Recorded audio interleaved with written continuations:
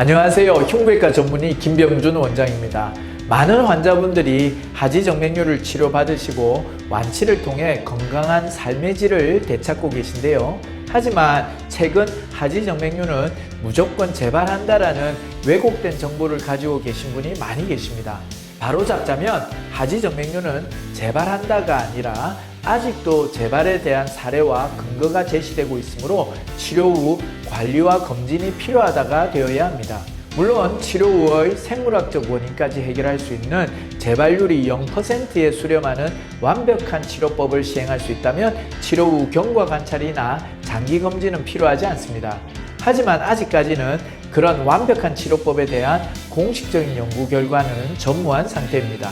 저 또한 레다스 응용 치료 시스템을 통해 재발률이 낮다고 알려진 레이저 정맥 폐쇄술과 초음파 유도와 혈관 경화요법을 병행하는 치료를 시행함에도 꾸준히 장기 검진을 통해 치료한 환자를 면밀히 관리하고 있는 이유에는 이러한 의학적 근거가 뒷받침되어 있기 때문입니다.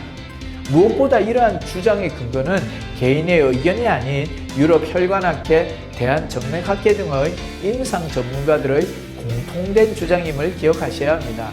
이를 위해 오늘은 더 정확한 정보와 근거를 가지고 치료 후 장기 검진이 필요한 이유에 대해 이야기해 볼까 합니다.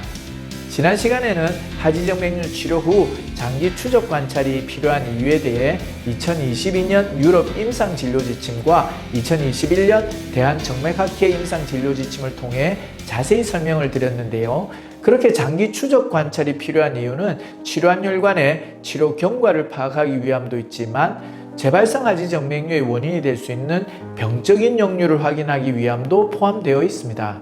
오늘은 2022년 유럽 임상진료지침의 Cause of Recurrent Varicose Vein, 재발성 하지정맥류의 원인 챕터를 통해 재발의 원인을 더 정확하게 파악해 보도록 하겠습니다. 치료 후 하지정맥류 재발의 주요 원인이라는 제목의 표를 보면 전략적 오류, 기술적 오류, 신생혈관 생성, 재개통, 병적 진행 5가지를 재발의 원인으로 분류하고 있습니다. 전략적 오류와 기술적 오류는 치료 단계에서의 초음파 진단의 오류, 잘못되거나 불충분한 치료를 원인으로 보고 있습니다. 신생혈관의 생성의 경우에는 치료 부위에서 새로운 정맥이 발견되어 그로부터 병적인 역류가 발생하는 것입니다. 재개통은 역류의 재발과 함께 절제되거나 폐쇄한 정맥혈관이 부분적 또는 완전히 재개통되는 경우를 말합니다. 병적 진행은 정상적이었던 혈관이나 관통정맥에서 병적인 역류가 발생하는 경우입니다. 이러한 재발의 원인을 제시하기 위해 인용된 논문을 찾아보면 재발을 일으키는 역류의 원인에 대한 비율이 잘 정리되어 있는데요. 해당 연구에 따른 치료 후 재역류의 비율은 기술적 오류 19.1%, 전술적 오류 9.6%, 신생혈관의 생성이 20.1%로 확인되고 있습니다. 이렇게 역류의 원인을 비율로 따져보았을 때 신생혈관 생성의 비율은 20%로 결코 적지 않은 수치임을 알 수 있습니다.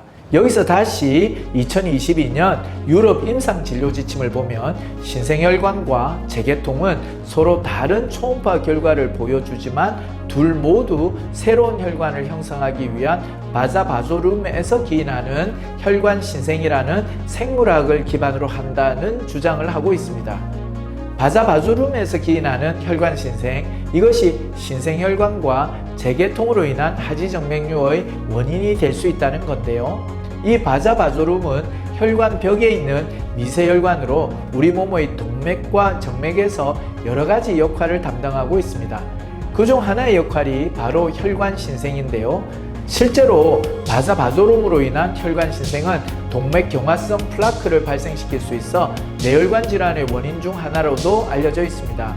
또한 혈관은 인체의 내장기관과는 생물학적인 기반과 역할이 다릅니다. 인체의 내장기관은 한번 절제하면 이식하지 않는 이상 새롭게 생겨날 수 없습니다. 하지만 혈관은 이러한 바자바조름이라는 미세혈관을 통해 신생혈관의 생성이나 폐쇄되거나 절제된 정맥이 연결되고 재개통될 가능성이 있을 수 있다는 것입니다. 그럼 더 자세히 알아보기 위해 유럽 임상진료 지침이 신생혈관의 생성과 재계통에 대한 근거로 인용한 논문을 보겠습니다. 신생혈관과 재발성 하지정맥류라는 제목의 해당 논문에서는 재발을 줄이는 것으로 잘 알려진 대복제 정맥 제거는 많은 임상 케이스에서 수행되었지만 신생혈관 재연결로 정맥류가 여전히 발생했다고 말하고 있습니다. 또한 혈관 신생이 재발의 주요 원인임을 보여주었으므로 예방을 위한 새로운 접근 방식을 개발해야 한다. 고품질 수술은 항상 필수적이지만 이것이 신생혈관으로 인한 역류혈관 형성을 막지는 못한다고 주장합니다. 2022년 개정된 유럽 임상진료 지침에서 직접 인용한 논문이기 때문에 큰 이견이 없는 이상 이러한 재발의 원인은 앞으로 더 설명할 필요가 없을 것 같습니다. 물론 의사로서 재발을 방치하는 치료법을 시행해서도 안 됩니다.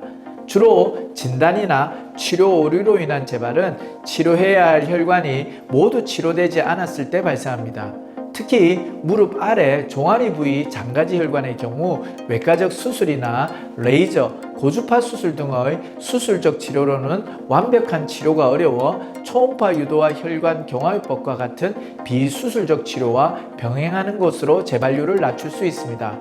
한 논문에 따르면 대복제 정맥 치료의 레이저 수술, 장가지 혈관의 초음파 유도와 혈관 경화요법을 병행 치료한 연구에 따르면 치료 1개월 만에 86%의 성공률을 보였으며 3년 동안 재발하지 않았다는 연구 결과가 있습니다.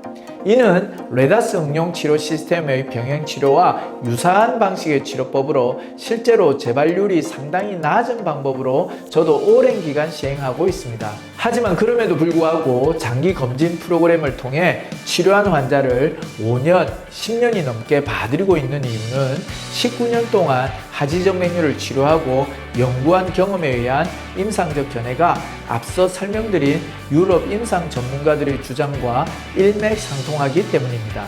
지금까지 유럽 임상 진료 지침을 통한 치료법의 분류와 장기 검진, 재발의 원인을 3편의 영상을 통해 설명드렸는데요. 이 영상들을 통해 이제는 환자분들이 치료의 부정적인 부분에 집중하지 않고 치료 후 되찾을 건강한 삶의 질만 생각하실 수 있는 좋은 계기가 되었으면 좋겠습니다.